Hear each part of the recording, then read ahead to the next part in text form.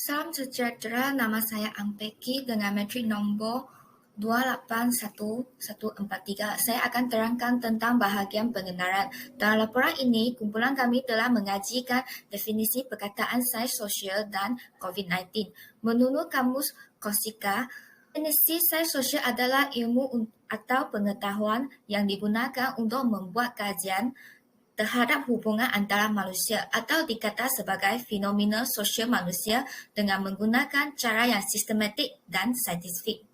Seterusnya, menurut laporan Kementerian Kesihatan Manusia, definisi COVID-19 ialah sejenis virus atau penyakit yang boleh mengakibatkan jangkitan saluran terhadap pernafasan.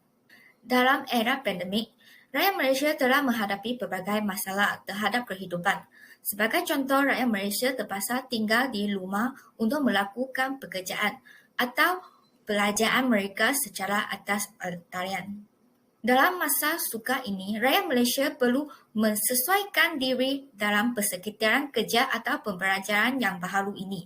Seterusnya, rakyat juga akan menghadapi pelbagai masalah seperti diberhentikan kerja, kekurangan pengetahuan dalam saintifik dan teknologi, kemiskinan, tekanan keluarga dan sebagainya. Oleh itu, dalam era pandemik ini, rakyat Malaysia bukan sahaja menghadapi kehilangan harapan untuk menyara hidup, malah COVID-19 telah mengakibatkan Malaysia menghadapi masalah krisis ekonomi dan rakyat Malaysia juga bermasalah dengan masalah sosial dan psikologi.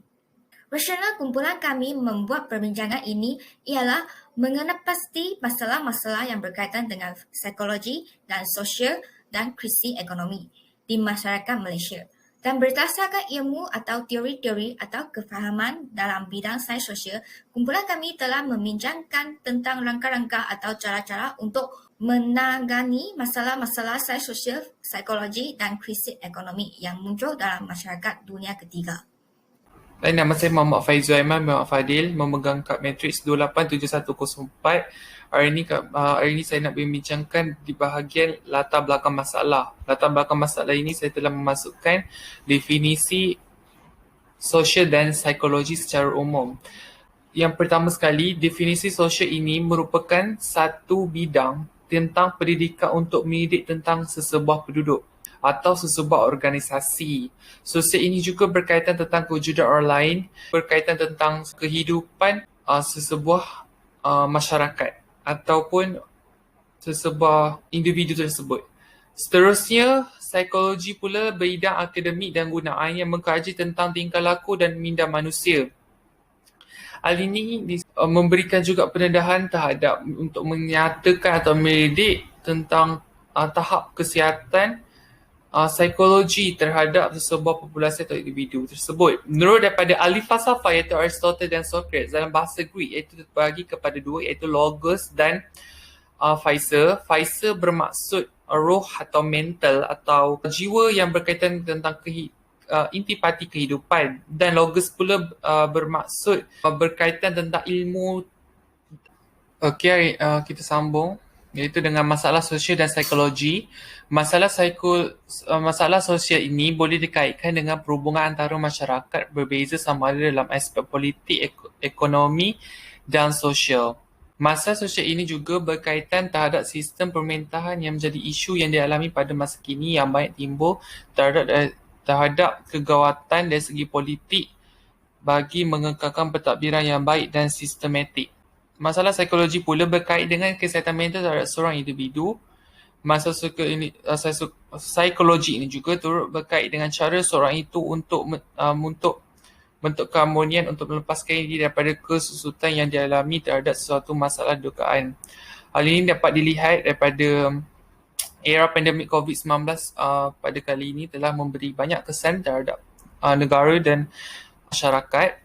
Masalah sosial ini dapat berkait dengan dan psikologi ini telah mempengaruhi terutama kepada negara yang terhadap negara dunia ketiga iaitu negara yang sedang membangun, telah memberi impak yang besar dari segi politik, ekonomi dan sosial. Assalamualaikum dan salam sejahtera. Nama saya Fatin Syafiqah binti Syed Aziz, nombor matrik 262520.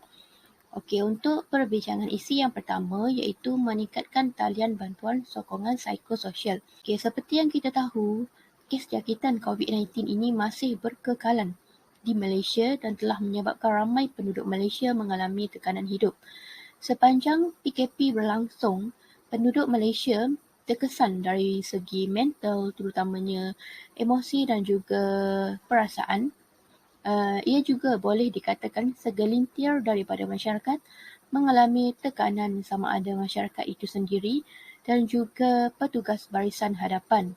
Dengan adanya talian bantuan sokongan psikososial ini, sedikit sebanyak perkhidmatan ini dapat membantu masyarakat dengan isu psikologi iaitu kesan daripada pelbagai masalah sosial yang timbul seperti hilang punca pendapatan, kehilangan orang yang tersayang dan sebagainya.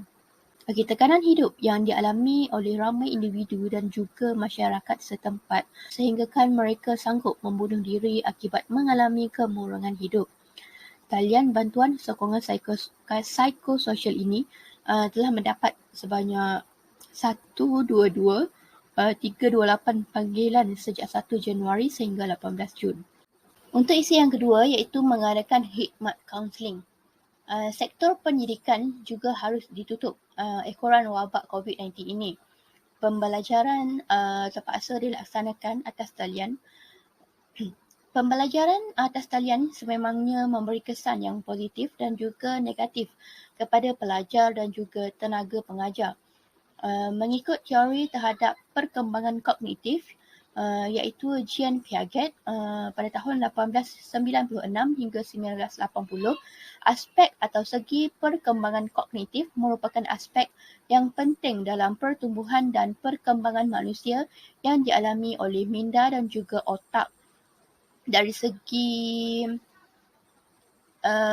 pemikiran manusia dan juga dapat dilihat terus melalui perubahan dalam tindakan dan juga percakapan diri seseorang.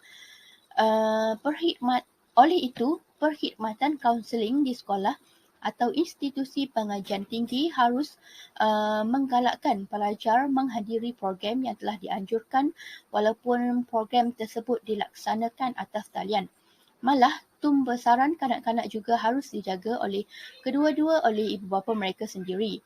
Hal ini boleh membantu meningkatkan tumbesaran kanak-kanak dan juga ibu bapa boleh melaksanakan aktiviti yang menarik untuk menghilangkan kebosanan anak-anak mereka. Hal ini dikatakan demikian kerana kebanyakan kanak-kanak dan juga remaja sekolah harus dipantau oleh ibu bapanya. Baru-baru ini, satu kes yang telah melibatkan seorang institusi pengajian tinggi telah membunuh diri akibat stres dengan pembelajaran atas talian ini. Sememangnya peranan kaunselor di sekolah dan juga institusi pengajian tinggi amat dititik beratkan bagi membantu pelajar menyelesaikan masalah mereka. Sekiranya tekanan yang dialami oleh pelajar ini menjadi punca mereka tidak mengikuti kelas, kemungkinan keadaan ini boleh berlaku apabila mereka stres.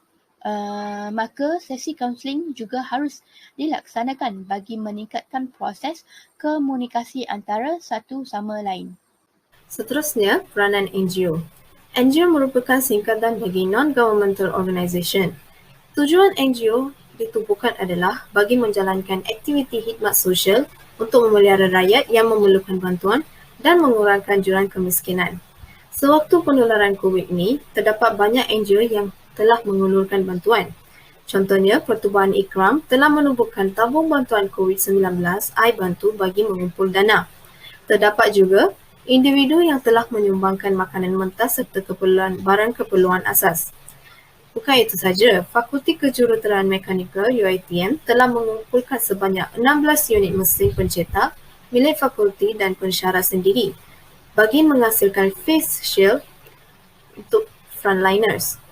Sebahagian rakyat juga di sosial media sanggup mengatakan bahawa mereka hendak menjaga anak-anak staf KKM dan juga PDRM yang bertugas. Hal ini menunjukkan peranan NGO juga telah meringankan beban dalam penularan COVID-19 adalah peranan masyarakat. Peranan kita sebagai masyarakat, apakah peranan kita dalam mengurangkan wabak ini? Yang pertama, kita haruslah mematuhi SOP. SOP ini merupakan panduan yang didokumentasikan mengenai proses peranan dan fungsi yang setiap individu harus patuhi. SOP termasuklah elakkan privacy, iaitu crowded places, confined spaces dan close conversation, dan amalkan 3W iaitu wash, wear and warn. Contoh lain adalah pemakaian pelitup muka, fabrik, pemeriksaan suhu, penggunaan hand sanitizer dan self-quarantine sekiranya terdapat kontak rapat. Rakyat juga harus mematuhi PKP yang dikuatkuasakan oleh kerajaan. Sekiranya hendak melentas negeri, haruslah kita mendapatkan surat kebenaran daripada Balai Polis Berdekatan. Amalan ini dapat mengurangkan kesan penularan COVID-19. Kesimpulannya, kumpulan kami telah dapat mengenal pasti masalah-masalah yang berkaitan dengan psikologi dan sosial dan krisis ekonomi di masyarakat Malaysia dan dapat membincangkan tentang langkah-langkah atau cara-cara untuk menangani masalah-masalah sosial, psikologi dan krisis ekonomi yang muncul dalam masyarakat dunia ketiga. Tambahan pula, bekerjasama dan berusaha terhadap semua pihak amat penting untuk menangani masalah sosial dan masalah psikologi dalam kalangan Malaysia. Lagipun, kepercayaan antara kerajaan dan rakyat dalam masyarakat dunia ketiga juga penting supaya kerajaan Malaysia dapat mengekalkan keseimbangan ekonomi negara dan pembangunan negara. Sekian, terima kasih.